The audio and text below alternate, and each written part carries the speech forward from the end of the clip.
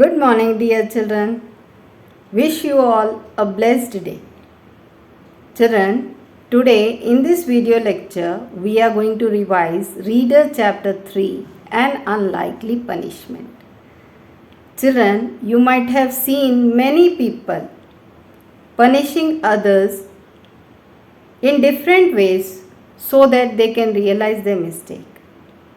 But have you seen someone making others realize their mistake by showing their kindness? This is the story of one such person, children. So let us read out the summary.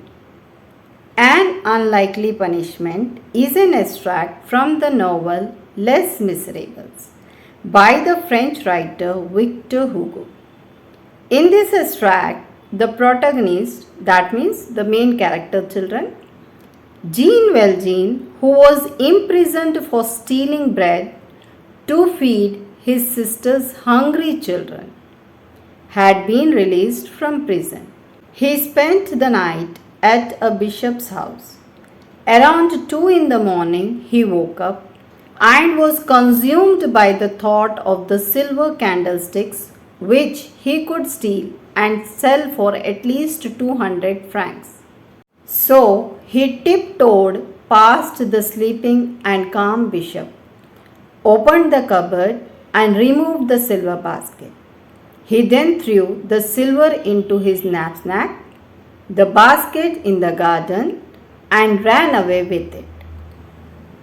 In the morning, Mame Malagre came running to the bishop and told him about the theft.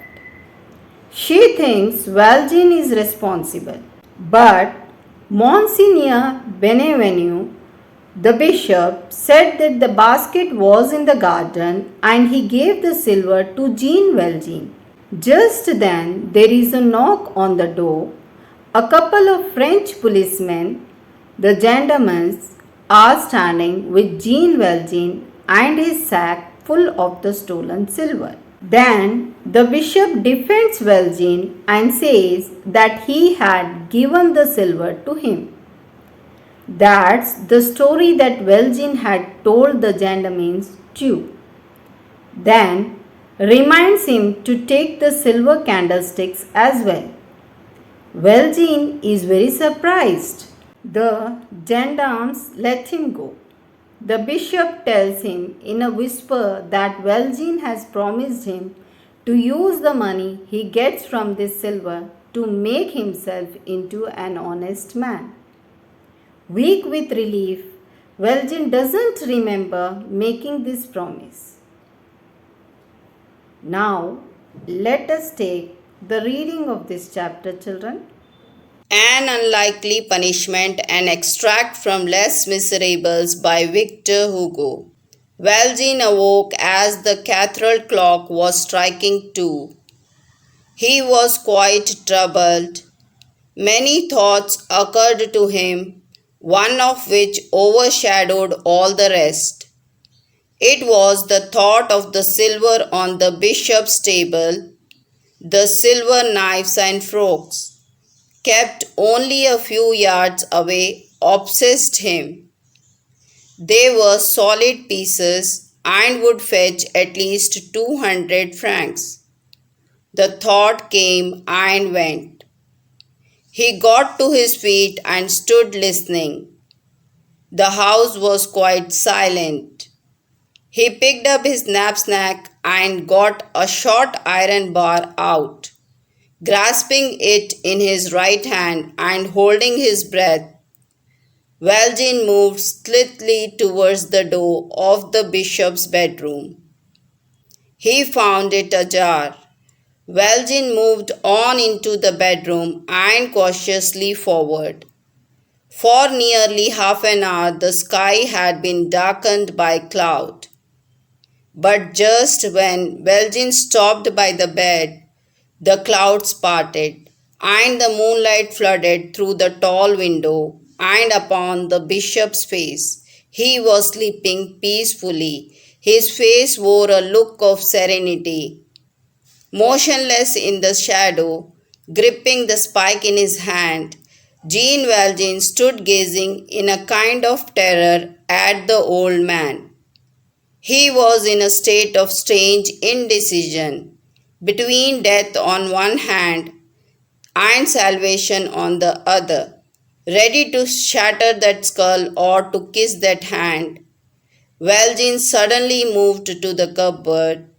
The first thing he saw when he opened the door was the basket of silver. He grabbed it, crossed the room with long strides, picked up his stick, opened the window, climbed over the sill, emptied the silver into his knapsack, threw away the basket, and, scrabbling like a great cat over the wall, took to his heels.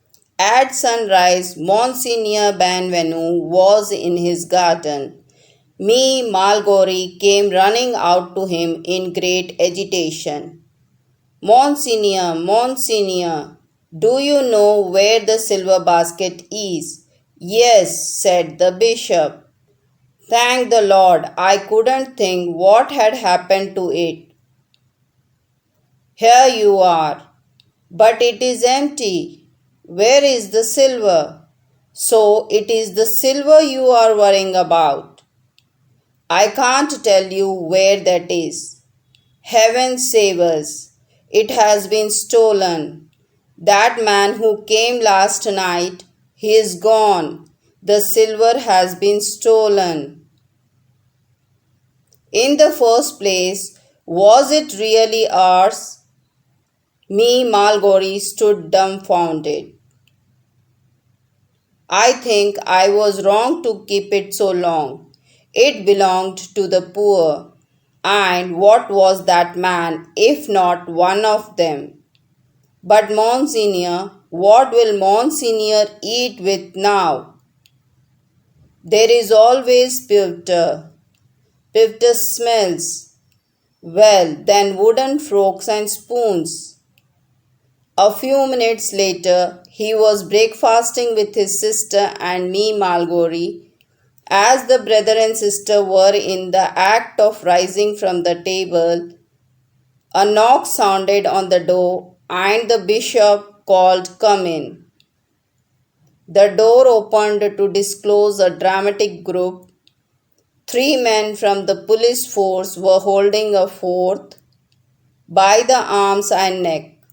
A sergeant entered the room and saluted. "Monsignor, Monsignor," he repeated. "He isn't the cure." Silence. "This is his lordship the bishop." Monsignor Benvenu was meanwhile coming towards them as rapidly as his age allowed. "So here you are. I am delighted to see you. Have you forgotten that I gave you the candlesticks as well? They are worth a good 200 francs. Did you forget to take them? Monsignor, do I understand that this man was telling the truth? When we saw him, he seemed to be on the run. We found this silver in his knapsack and he told you," said the bishop, smiling, "that it had been given to him by an old priest with whom he stopped the night. You felt bound to bring him here, but you were mistaken. You mean that we can let him go?" "Certainly." The policeman released Valjean. "But this time you must not forget your candlesticks." He fetched them from the mantelpiece and handed them to Valjean. "And now, go in peace." "Thank you, gentlemen." Valjean stayed motionless, as though he were on the verge of collapse. The bishop came up to him and said in a low voice, "Do not forget, do not ever forget that you have promised me to use the money to make yourself an honest man." Valjean, who did not recall having made any promise, was silent. "Jean Valjean, my brother," You no longer belong to what is evil, but to what is good. I have bought your soul to save it from black thoughts and the spirit of perdition, and I gave it to God.